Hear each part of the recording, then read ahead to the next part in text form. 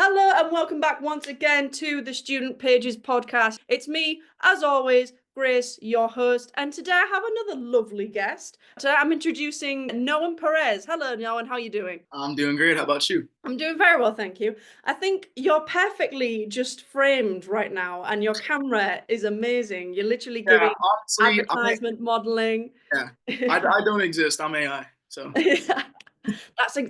That's exactly what we don't want. I know I don't want to speak it out into politics and everything, but we want real people, real art, real everything. So right now you're sat in computer generated perfection, but you're also being seen all over different screens as the fantastic actor you are. When we'll talk about some of the upcoming things that we can see with you and your fantastic screens in just a little bit. But I want to ask about you. How are you? How are you doing? I'm doing good. Honestly, I'm not doing that well because I try to eat at least 4 eggs a day, but like my goal Okay, is so you're like Gaston.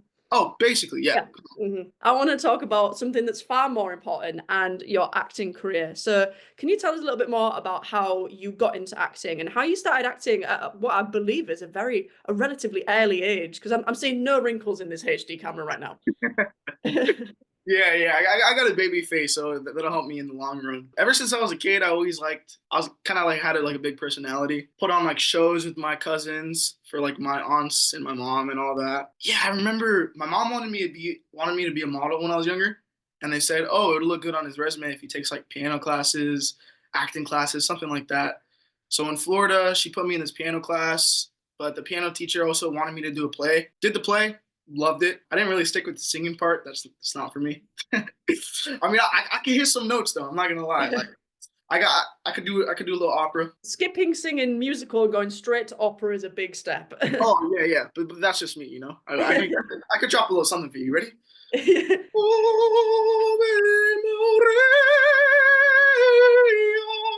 I hit that. I'm gonna say that the audio picked that up. It might have a lot of reverb on the recording, I'm gonna be honest. It's all good. But yeah, the acting part really stuck with me. And then I had a chance to come out here when I was like 10, do like a showcase in I'm front gonna of like, assume here is LA. yeah, I live in LA, right here in Burbank, which is like basically LA. Yeah, I got a chance to meet in front of some agents, managers, and I got signed. And me and my mom picked up everything out there, moved over here, and I've been here ever since. She moved back once I turned 18, but I've been out here. Yeah, that's just kind of how it started. It sounds to me like you've speedrun stardom. You didn't have the move to Hollywood after college and then live in like a shoebox by yourself in your early 20s. You were just like, yep, I know I can do this. Check, I'm there. Yeah, well, I mean, shout out my mom. I mean, she dropped everything over there. She picked up a job over here quickly. She was just pushing me. I went to school over here, which was cool. It's cool because I kind of grew up in both places. I was in Florida till I was 10, and then from there, I was here. So I got like a taste of both Mhm. worlds, I guess. Yeah, I mean, I wouldn't say I'm like in stardom or anything because I'm still trying to get things rolling.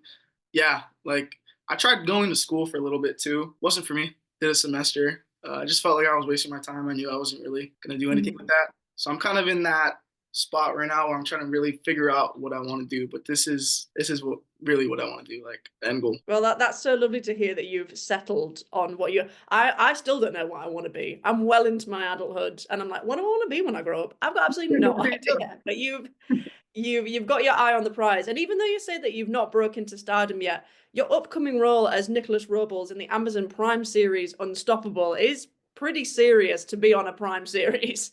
Yeah, I mean, it's definitely. I look at it as a door opener too, especially being part of like such an impactful film like that.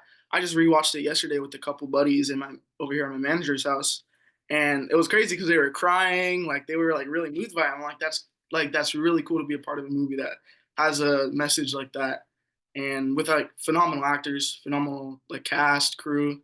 Like, it was really cool to be a part of that. So I'm gonna take what I learned with that, move it to the next level. You know. Now, it must have been like quite moving to be part of what is a true story. Do you think this has sort of had any difference in acting roles that you've had in the past? Oh, 100%. I mean, it was so cool because I play like a person in real life, which is mind boggling to me. And it was cool because he reached out to me on Instagram telling me how much he loved what I did. And he says, like, you have a forever fan in me. And that really meant a lot. Like, out of everything, like, that really stuck with me. I was like, dang, that's really cool. Oh, that's so sweet. I think I would have cried. I would have quit at that point. I've been like, oh, on a high. Yeah, I shed a tear. But obviously, this isn't the first film, TV series that you've been in. You've also been booking things left, right, and centre, and you're recently wrapped up a supporting role in the Freakier Friday sequel to Freaky Friday, the iconic classic with Mhm. Jamie Lee Curtis and Lindsay Lohan. How is it acting with like such a star-studded cast? Oh, it was really cool because I was my scene. I only had one scene. I only had like one or two lines, but my scene. Don't speak that down. I've No, never been no, in the same I'm room not as speaking Lindsay it down. Lohan. It was cool because out of all the scenes, I got the scene with Lindsay Lohan and Jamie Lee Curtis. It was just really really cool working with them. They're very hands on. Like you would think they're a little standoffish with like the whole thing, but they're like directors in themselves. Like they were very involved, and yeah, it was just great working with them. They're really funny. Did they have any sage words of advice on or off set? Not really. I mean, we were just talking about like normal stuff, honestly. Yeah, it was kind of hectic too because there was a lot of paparazzi that showed up, and Mhm. so we had to like change locations a little bit and like how to use umbrellas to cover them up. It was really cool. I felt like I was part of the paparazzi, but it was not. And are you like relishing that now? Are you looking for other roles that are going to bring that sort of energy? Hopefully, yeah. Fantastic. Obviously, your filmography includes like quite a lot of horror as well, as you've had different roles across that. Do you have a particular sort of favorite genre that you like acting within? Oh, I mean, yeah, right now horror for sure because I did a movie Natty Knox with Robert Englund, Bill Moseley, and just being part of that, seeing like the whole behind the scenes behind that was really cool.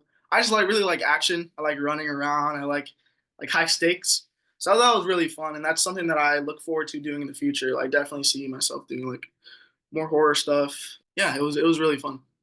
Are there any particular sort of films or roles that you take inspiration from, or you think that would be exactly what I'm going to do or inspires me? I mean, I've always been a big fan of Adam Sandler. I just rewatched Click. Have you ever Mhm. seen that movie? Yep. Love that movie. That was great. Yeah, I really like his personality, his whole character thing, and it was crazy seeing. Have you seen the movie Uncut Gems?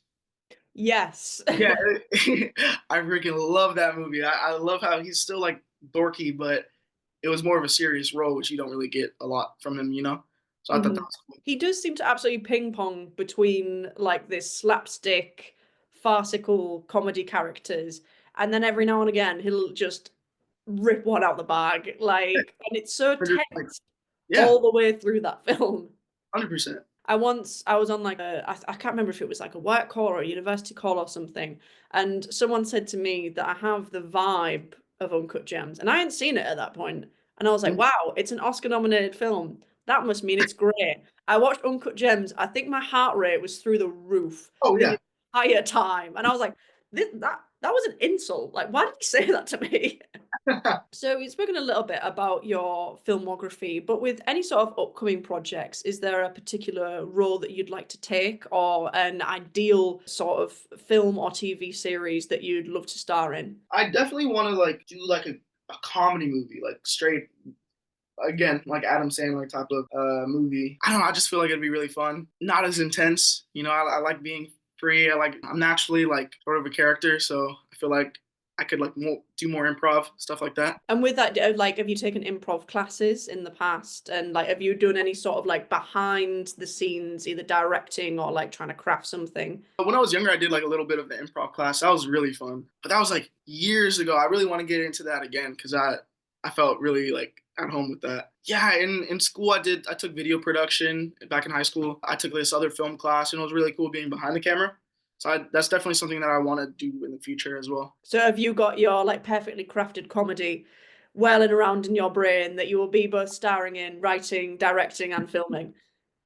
Hopefully, I'm working on it. Yeah, That's it. That's it. You've got the talent. You sped run. You sped run moving to LA. Let's speed run making a film. You can do it in 2 months. It's fine. 2 weeks. 2 weeks. Yeah. Perfect. So you've spoken a little bit about being in LA and obviously having the paparazzi around you there and everything. Is there any sort of like vibe or like things that you've learned whilst being in LA that like shocks you a little bit about the sort of culture there? I mean, when I first moved out here, it was kind of I was really blown away by like seeing all the famous people because like realistically, you do just see random people sometimes that are famous, you know?